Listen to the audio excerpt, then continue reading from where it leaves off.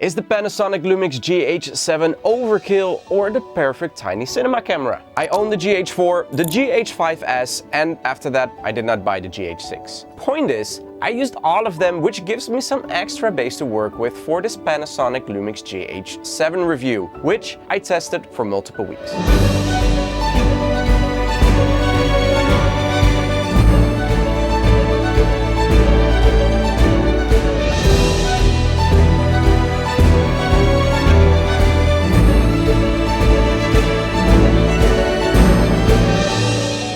You can see the GH7 as a near-perfect crossover between the GH6 and the photo-oriented G9 II, as it features elements of both cameras. But is it still worth it to use a small Micro Four Thirds sensor when you have affordable full-frame models on the market? And does this MFT sensor give us the power we expect of cameras today? The GH series are known for its strong and weather-sealed design, perfect to use in dusty environments or situations where you don't know how the weather will be. And I'll be honest with you, I don't always take the best care of my cameras. I drop them like phones and do lens swaps on the back of a moving motorcycle. I almost dropped one of the lenses, but here it is, and it still works. So it is great to see that the GH7 still has this rugged weather-sealed design, and it feels less fragile than many other cameras of other brands. To demonstrate its strength, I will drop this camera on the floor for you. I won't. It's a review model and I need to send it. With the GH7 you get a 25.2 megapixel Micro Four Thirds sensor, which is great for most types of photography. And for film, you get features like shutter angle, optional 32-bit float audio recording, and internal recording of ProRes RAW HQ up to 5.7K 30 FPS or ProRes 422 5.8K 30 and 5.7K 60 FPS. Filming ProRes RAW internally is unique, and at the time of recording, in this price range, only the GH7 and the Nikon Z6 III mirrorless cameras can do this. And this is typical for the GH series, as they've always been early adapters. The GH4 was one of the first mirrorless cameras to film 4K, the GH5 to film 4K 60 FPS, and now the GH7 to film RAW internally in this price range. Speaking about money, this powerhouse doesn't break the bank, as you will have your GH7 for about $2,200. Add a 12 to 60mm f2.82 f4 lens and you will pay around $2,800. Want to add the additional ARRI Lock C3 firmware upgrade kit? That's just another $200. Oh, and if you'd like to have the Panasonic XLR2 adapter to record 32-bit float audio, you should add another $500. So it does add up, but the lenses are not the priciest ones. With the arrival of more and better functions, overheating became a problem as well. The GH7 has a built-in fan, making sure you can record film for unlimited time without the camera turning into the Popocatépetl. Yeah, try to say that 5 times. Oh, by the way, it's an active volcano in Puebla, Mexico. Over the years, the GH series have been getting bigger and heavier, and also because of the inclusion of the fan, it is less of this compact, robust travel camera as it was before, which is one of the reasons I bought my GH4 when it came out. Having that said, lenses are lighter for MFT systems and might compensate for that extra weight. And the GH7 is actually lighter than its predecessor. With the GH7 being chunkier and the grip deeper, it is a comfortable camera to hold. But if you have a bit smaller hands, you might have trouble reaching the FN buttons on the front. I don't have smaller hands. The rest of the buttons are placed well and put where you would expect them. It even has a lock switch, which will basically turn off the scroll dials, making sure you can't accidentally change things like shutter speed while you're filming. There are many ways to start recording, as you have top and front record buttons, and the shutter will function as record button as well. This shows how the GH7 is meant to be used in different setups like cages, gimbals or handheld. The Lumix GH7 has a 3-inch flip and rotating touchscreen, making it easy to lift it up without having to open it up completely. It is fastened quite tight and it almost feels like you need to put so much strength you break the whole system, but it's actually strong enough. The viewfinder has 3.6 million pixels and stays exactly the same as its predecessor. It has double card slots, where one is meant for CF Express Type B and the other for UHS-2 V90 cards.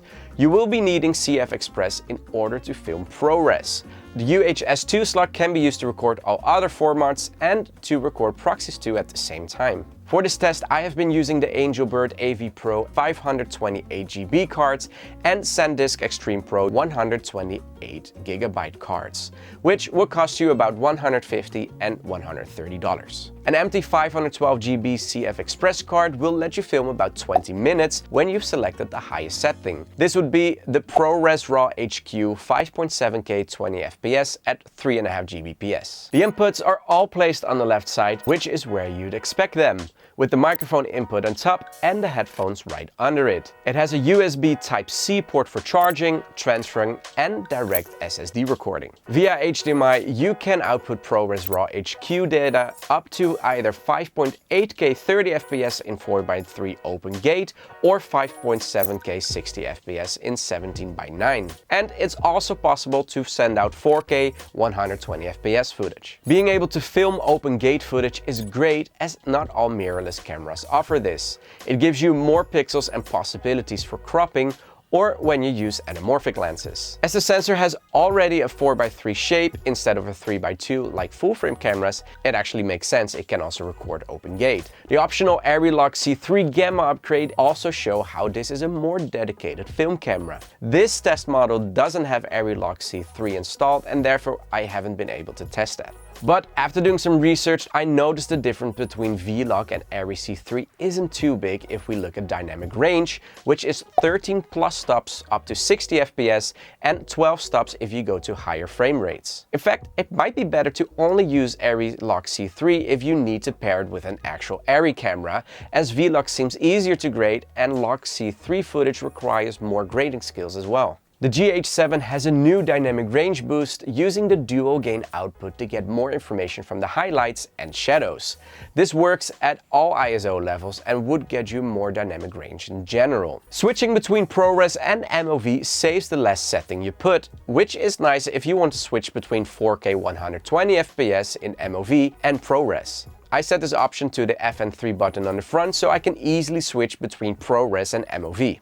And this is great for run and gun shooting, or when moments appear you want to record in both slow motion and 4:2, like someone surfing. The GH7 has many resolution, bitrate and frame rate options, and it's good to know that none of these have a crop. There are 67 options in MOV and 26 in ProRes, and that is excluding MP4 and all the variable frame rate options. This is great if you need an exact match to another camera, but can also feel a bit overwhelming and maybe like an overkill. That insane amount of resolution also sets this camera apart from other less film-oriented cameras. The same counts with color profiles and LUTs. There are quite some options which can be overwhelming as well. I'm always afraid to mess up something during shooting, so I prefer to shoot in V-Loc and maybe add the V-Loc 709 View Assist LUT to the screen, just to make sure I don't over or underexpose too much. I mean, we've all been there, right? Thinking you did it right and then coming home to footage that's just too bright or too dark. But that is where RAW comes in. RAW film records more information than non-RAW footage, and that is great for color grading. The RAW files come out as MOVs, and that makes them editable in different edit software. I think you should select carefully where to record RAW and where not, as it takes up a lot of space and will eat up the speed of your computer. I think RAW comes in handy when you are working with highly contrasted scenes with like both deep shadows and blown out highlights, or maybe when you have some crazy color grading ideas.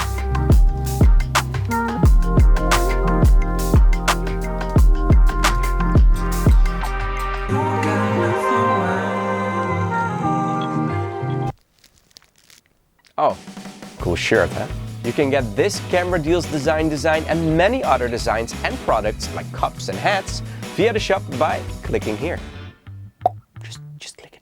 You can turn proxy recording on and off manually and even select in which quality, with Full HD H.265 as the highest and HD H.264 as the lowest, and this will help you a lot to speed up your workflow when using ProRes or ProRes RAW. The first thing I noticed when I set 4K 120fps is that this is recorded in 300 Mbps 420 instead of 422 subsampling, and that means you lose a little bit of dynamic range. Looking at the APS-C see Sony a6700, this one records 4K 120fps 422 10-bit at 280 Mbps. So the Sony a6700 would have a greater dynamic range in this setting, but a little bit less Mbps to work with. Having that said, the GH7 120fps footage looks great and autofocus works as well. Not as fast as in non-slow motion modes, but it works. Tracking and subject detection at the other hand don't work at all. With this shot of this running person, it took the GH7 quite a lot of time to focus on the running person. The same counts for filming the surfers, where it sometimes had trouble to find what to focus on.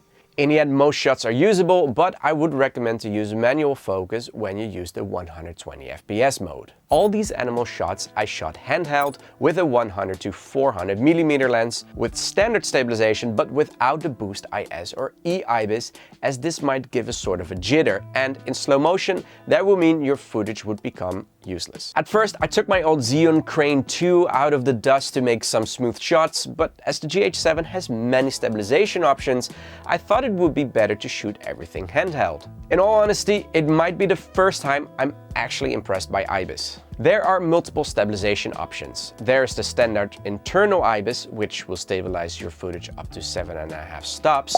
And then there is the E-stabilization, which is software-based stabilization, which will do some extra work live and in camera. But that will mean you zoom in on the footage a bit, as it needs extra pixels to stabilize with. There might be movement in your stabilization when you use E-stabilization at more than 60 FPS, so be careful with these settings in combination with slow motion footage. To test stabilization, I used most stabilization options with static, panning, tilting and walking shots. When turning E-stabilization to the high setting, it might be deceiving when you just use the 3-inch screen, as it seems extremely smooth and stable. But watching this footage back on a bigger screen will show the hits the stabilization system is taking. So be careful when you walk around and make sudden movements. I think the shock reduction on this camera is very impressive and might do a better job than many other higher priced full frame models. If you do want those butter smooth glide shots, it might be better to get that gimbal out, but you don't necessarily need a gimbal anymore with the GH7, and that is great when you travel light or make vlogs. Even though I don't think many people will buy the GH7 for vlogging, as it isn't the lightest camera, I still tested it with different stabilization modes. I'm just using the standard stabilization internally on 8mm. This is how it looks when you film handheld and you have the E-stabilization on standard. I'm holding the camera in one hand. I'm walking around with the high E-stabilization and the internal stabilization. It seems like it's very stable and it's quite impressive if I compare this to other cameras. The E-stabilization is turned on high and even the boost is turned on because I'm not panning. So it feels like this would be possible. Actually, I'm turning around now, as you can see. You know, for a handheld shot, I'm shaking a bit. Let's see how this goes. This is quite good, but you will lose the field of view. Just to give you an idea how 8mm looks without any stabilization, so also not internal, nothing at all. But let's be honest, because most people don't have an 8mm lens, and that's why I'm filming on 18mm right now. E-stabilization is turned on to high, including the internal stabilization and eye focus. Now even the boost is turned on, so it's E-stabilization on high and the IS boost and the internal stabilization. So you're quite on top of yourself. So in that case, it might be better if you have an 8mm lens, just in case you feel like vlogging out of hand. For a while now, Panasonic is using face detection autofocus, which is better than the older contrast detection autofocus. It gives you the possibility to detect and track subjects like humans, animals, cars, motorcycles, trains, and airplanes. All these subjects also give you the option to select between side and front views, body or eye focus, or focus on a complete motorcycle or just a helmet. And I noticed that insects are also recognized when the animal subject detection is selected. I keep saying this in every review, but it is too bad it is lacking auto subject selection like Nikon cameras have. Tracking is possible as well, but I found this not to work great, as it was flying all over the place, especially if the subject would be out of the frame for a second, would come back in, and then the selection box would just be somewhere else on the body. I think autofocus is up to speed in this camera and maybe even better than in other cameras. Especially if you're coming from an older MFT system with just contrast detection, this will blow your mind. A very neat feature is segmented recording, which can make files of 1, 3, 5, or 10 minutes, and it's great when you're record long takes like with interviews. It will create multiple files which are smaller in size and are easier to transfer. If for some reason a file is corrupted, at least it's only a segment and not a whole clip of 15 or more minutes. Strangely enough, this feature is not available when filming in ProRes RAW, and this is maybe when you would need it the most. I like the focus transition, which is an older function which you already can find in GH5 and GH5S, and it can help making scripted and smooth focus pulls. A big upside of a MFT sensor is that it is smaller, and so there is less to read out. Now, performance-wise, it is better than the full-frame S5 II, but also not a huge difference, and that is too bad, as it seems Panasonic didn't use the full potential of this MFT sensor if it comes to rolling shutter. In this shot, you can see me going nuts with the camera, and rolling shutter is barely noticeable. It's good to know that when you're filming in 4:3 open gate, you'll have a greater chance of rolling shutter, as there is more information to read out. There are many fan modes, from continuously running slow, normal or fast, to auto modes where the camera decides what is best for itself. I've been filming in 30 degrees Celsius, in 4K 120 FPS and ProRes 5.7K, and had no problem using the camera. It felt a bit warmer, but there was no moment I thought it would overheat. Typical with MFT sensors is that they are no low light monsters. With the GH5S I noticed you could push the ISO quite high, but that has to do with it only having 10 megapixels. With the GH7 you typically shouldn't really go beyond ISO 1600. I have been filming at this tortilla making workshop in darker environments, and the lenses that I used had a maximum aperture of f2.8. As you can see, the footage is more than fine, but you might get noise creeping in when lifting the ISO higher than 1600. You know what will also lift you higher? Subscribing to my channel and liking this video. This will tell YouTube you appreciate the time and effort I put in the reviews and making the videos. Thank you so much. 32-bit float audio recording. The GH7 can do it, but what is it? In simple words, you could see it as a raw option for audio where more details are recorded, which will give you more options for editing later. Think of better noise reduction without losing too many audio details, or maybe enhancing the volume without creating too much noise. Keep in mind, 32-bit float recording is only possible with the optional DMW XLR2 adapter. Like its predecessors, the GH7 is a real hybrid camera.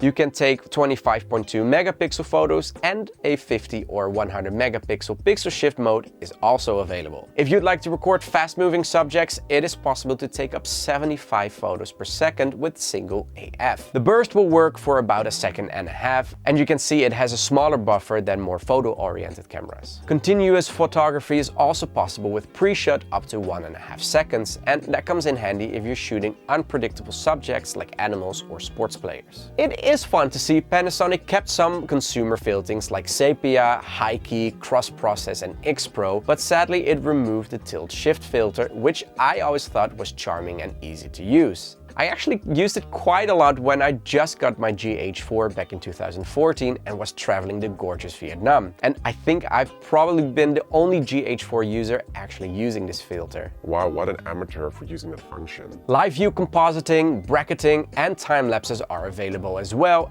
as you would expect from a photo camera. But it is clear the options for photography are more limited than the options for film. The Panasonic Lumix GH7 nowadays is more a dedicated film camera than that it is a hybrid, but I guess that's probably what you're looking for anyway. As a hybrid user myself, I'd normally want to have photos and film of something that's happening. You can definitely use it as a hybrid camera, but I noticed it was rather slow sometimes if you needed to switch quickly between modes. This both could have to do with the camera, but also the speed of the card. My CF Express card writes at 800 Mbps, and the buffer time could get lower with faster cards. I use the same card in the same way with cameras like the Nikon Z8, Z9 and Z6 III and Canon EOS R5 and had no problems whatsoever. Full frame is great, as it catches more light and information, but if we look at making film, we tend to look for shallow depth of field. Of course you get that with f1.2 lenses, but also with micro four thirds. Exactly.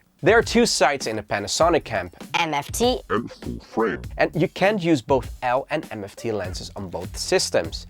Of course, adapters are possible, but you might lose its autofocus benefits. MFT sensors require wider lenses like 8 or 12 millimeters, and there isn't too much choice in that field. But in general, you have a lot of choice for lenses, and they're cheaper than full frames as well. And money can't be the reason anymore, as there are quite some full frame models out there that are reasonably priced. Like the full frame Nikon Z6 III, which is in the same price range as the GH7 and also can film RAW internally, which you can watch here.